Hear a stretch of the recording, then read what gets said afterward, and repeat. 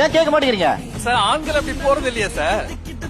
இந்த இடத்துக்கு இந்த உடை தான் போடணும்னு ஒண்ணு இருக்குல்ல, அதை போட்டுட்டு வரலாம்லன்னு அவங்க சொன்னாங்க.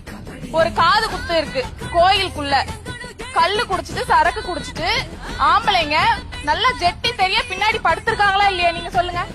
கோயில்ல வந்து அந்த கோயில்ல ஒரு ஆண் அப்படி படுக்கிறான், அதை எதுவும் கேக்குறது கிடையாது. ஆனா துப்பட்டா போடாம சுடிதார் போட்டு கோயிலுக்குள்ள வந்துட்டா, ஆசாரி போட்டு வர வேண்டிய இடத்துல ஜீன்ஸ் டீஷர்ட் போட்டு வந்துட்டான்னு அந்த பொண்ணை இத்தனை கேள்வி கேக்குறீங்க.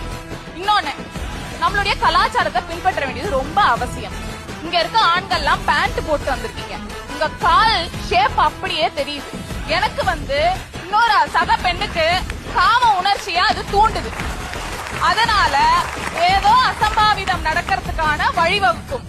இனிமே நீங்க எல்லாரும் வேஷ்டிய போட்டுட்டு வாங்கன்னு நான் சொன்னா யாராவது சொல்லிருக்காங்களா? இன்னொன்னு பெருமையா வேற சொல்லிருக்காங்க, நான்லாம் சட்டை போடாம சுத்துவோம். அது வந்து நீங்க பெருமையை படுத்துறது எங்கல? ஒரு பையன் சட்டை போடாம போட்டானா அவனை செக்ஷுவலா அபியூஸ் பண்ணக்கூடாது, ஆப்ஜெக்டிஃபை பண்ணக்கூடாதுன்னு எங்களுக்கு ஒரு அறிவு இருக்கு. ஆண்களுக்கு அந்த அறிவே கிடையாது. அதனால நீங்க நாங்க சட்டை போட்டு நடப்போம், பப்ளிக்கா யூரின் போறத பெருமையா சொல்லிக்கிறாங்க. நாங்க போவோம், நீங்க போவீங்களான்னா